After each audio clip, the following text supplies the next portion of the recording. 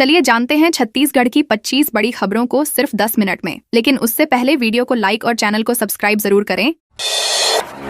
ACB ने सहायक grade 2 को रिश्वत लेते रंगे हाथ गिरफ्तार। कोरबा जिले में एंटी करप्शन ब्यूरो ने बड़ी कार्रवाई करते हुए शिक्षा विभाग के सहायक ग्रेड 2 कर्मचारी प्रदीप मिश्रा को 40,000 रुपए रिश्वत लेते रंगे हाथों गिरफ्तार किया है। आरोप है कि रिटायर्ड शिक्षक अमृतलाल बघेल से जीपीएफ पासबुक में एंट्री कराने के बदले रिश्वत मांगी गई थी। शिकायत मिलने के बाद एसीबी ने सत्यापन कर जाल बिछाया और आरोपी को पकड़ लिया। कार्रवाई के बाद जिला शिक्षा अधिकारी ने आरोपी कर्मचारी को तत्काल प्रभाव से निलंबित कर दिया है। मामले की आगे जांच जारी है।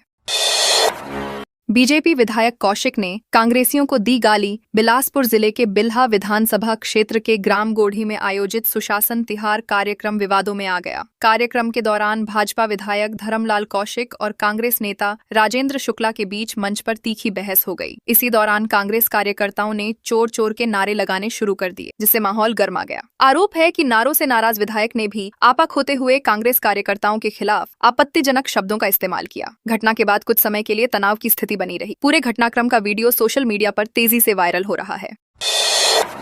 महासमुंद पुलिस ने पकड़ा 3 करोड़ का गांजा। महासमुंद पुलिस ने मादक पदार्थ तस्करी के खिलाफ बड़ी कार्रवाई करते हुए करीब 6 क्विंटल गांजा जब्त किया है। बरामद गांजे की कीमत लगभग 3 करोड़ रुपए बताई जा रही। आरोपी ओडिशा से गांजा लेकर महाराष्ट्र जा रहा था और उसने इसे मशीनरी सामान के कार्टू के नीचे छिपा रखा था। पुलिस ने गांजा, वाहन, मोबाइल और नकदी समेत 3 करोड़ 12 लाख रुपए से अधिक की संपत्ति जब्त की है। पुलिस को आशंका है कि इस तस्करी नेटवर्क में कई अन्य लोग भी शामिल हैं, जिनकी तलाश जारी है।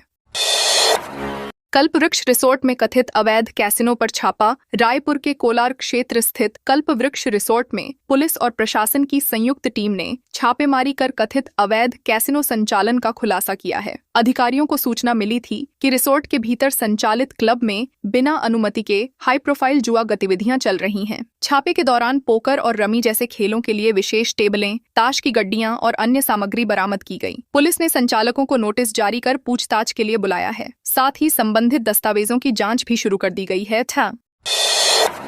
रायगढ़ में नशीली इंजेक्शन के साथ युवक गिरफ्तार। रायगढ़ जिले में पुलिस ने नशीले इंजेक्शनों की तस्करी और बिक्री के खिलाफ कार्रवाई करते हुए एक युवक को गिरफ्तार किया है। आरोपी ओडिशा से प्रतिबंधित इंजेक्शन लाकर रायगढ़ में बेचने की तैयारी कर रहा था। मुखबिर की सूचना पर पुलिस ने मरीन ड्राइव क्षेत्र में घेराबंदी कर उसे पकड़ा। पूछताछ में आरोपी की पहचान मनीष डंडरिया के रूप में हुई। तलाशी के दौरान उसके पास से 98 प्रतिबंधित नशीले इंजेक्शन बरामद किए गए। पुलिस मामले की जाँच कर रही है और यह पता लगाने का प्रयास कर रही है कि इस नेटवर्क में और कौन शामिल हैं।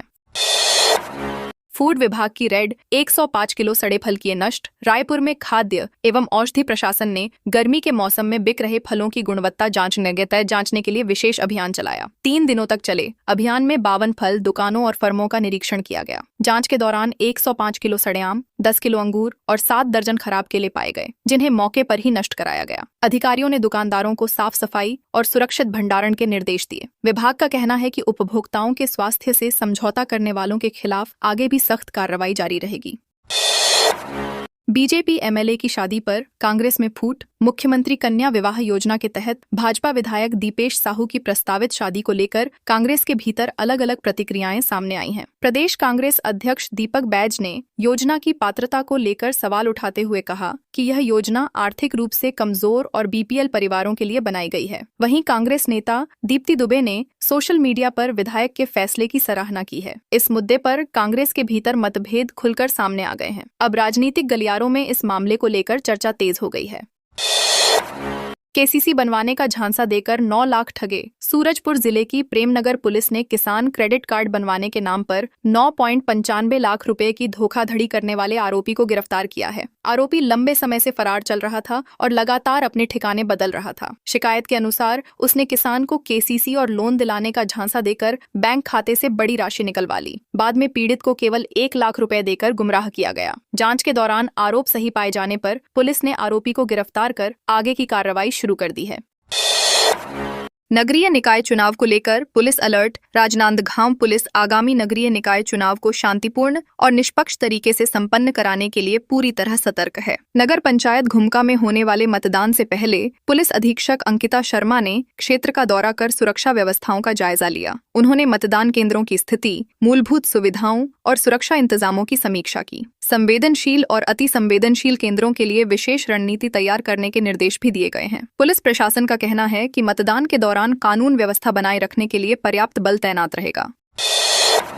टेबल कुर्सी और ड्रिल मशीन से किया हमला। बालोद जिले में एक ज्वेलरी दुकान के भीतर दुकानदार और दो युवकों के बीच जमकर मारपीट हो गई। घटना का वीडियो सोशल मीडिया पर तेजी से वायरल हो रहा है, जिसमें लोग टेबल कुर्सी और ड्रिल मशीन से एक दूसरे पर हमला करते नजर आ रहे हैं। जानकारी के अनुसार 28 मई की रात दो युवक अंगूठी खरीदने जय कलेक्शन दुकान पहुंचे थे। किसी बात को लेकर शुरू हुआ विवाद देखते ही देखते गाली गलौज और मारपीट में बदल गया। घटना के बाद इलाके में हड़कंप मच गया। पुलिस मामले की जांच कर आगे की कार्रवाई में जुटी है।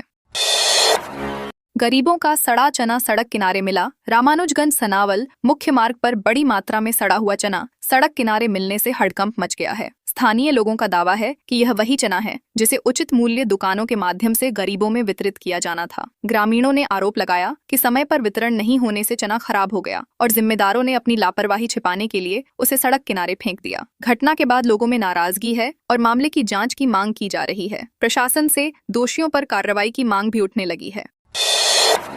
राजनांदगांव में राहगीरों से वसूली। राजनांदगांव पुलिस ने राहगीरों से वसूली, लूटपाट के प्रयास और मारपीट की घटनाओं को अंजाम देने वाले गिरोह का पर्दाफाश किया है। पुलिस ने 4 बालिग आरोपियों को गिरफ्तार कर जेल भेज दिया है, जबकि 4 नाबालिगों को संरक्षणात्मक अभिरक्षा में लिया गया है। आरोपियों के पास से वारदात में इस्तेमाल किए गए चाकू और डंडे भी बरामद किए गए हैं। बसंतपुर थाना क्षेत्र में सक्रिय इस गिरोह के खिलाफ लगातार शिकायतें मिल रही थीं। पुलिस अधिकारियों के निर्देश पर विशेष टीम बनाकर कार्रवाई की गई, जिसके बाद गिरोह के सदस्य पकड़ में आई गई थी।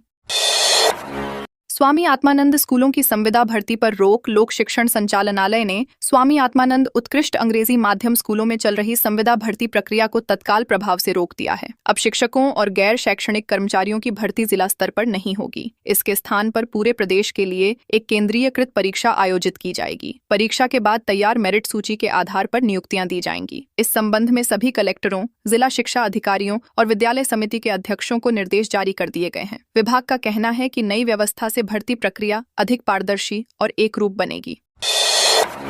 भूख प्यास से बस्ती तक पहुंच रहे भालू। बालोद जिले के दल्ली राजहरा और आसपास के क्षेत्रों में भालुओं की बढ़ती गतिविधियों ने लोगों की चिंता बढ़ा दी है। भोजन और पानी की तलाश में भालू जंगल से निकलकर रिहायशी इलाकों तक पहुंच रहे हैं। पंडरदल्ली वार्ड सहित कई क्षेत्रों में सुबह और रात के समय 2 से 3 भालू लगातार देखे जा रहे हैं। हाल ही में एक पूर्व पार्षद का भालुओं से आमना सामना भी हो गया। सूचना मिलने पर वन विभाग की टीम मौके पर पहुंची और निगरानी बढ़ा दी। अधिकारियों ने लोगों से सतर्क रहने और अकेले बाहर न निकलने की अपील की है।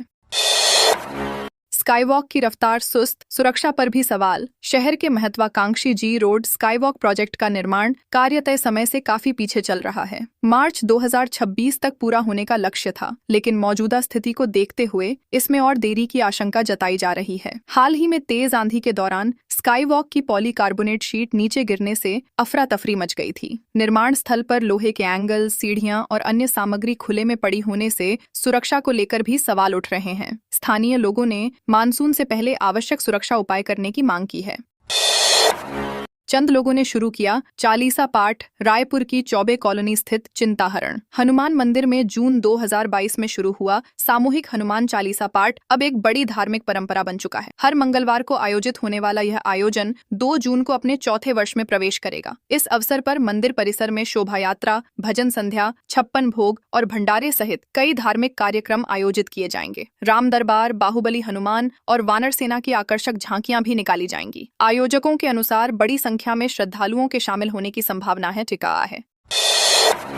गुटखे के बाद गुड़ाखू राज्य का दूसरा सबसे बड़ा दुश्मन। छत्तीसगढ़ में महिलाओं और बुजुर्गों के बीच प्रचलित गुड़ाखू अब गंभीर स्वास्थ्य चिंता का विषय बनता जा रहा है। ग्लोबल एडल्ट टोबैको सर्वे की टीम द्वारा रायपुर, जीपीएम, अंबिकापुर, राजनांदगांव और नारायणपुर में किए गए अध्ययन में यह तथ्य सामने आया है। सर्वे में 2566 लोगों को शामिल किया गया, जिनमें से 811 तंबाकू उपयोगकर्ता पाए गए। विशेषज्ञों का कहना है कि दांत साफ करने की पारंपरिक आदत के रूप में इस्तेमाल होने वाला गुड़ाखू अब स्वास्थ्य के लिए बड़ा खतरा बन चुका है।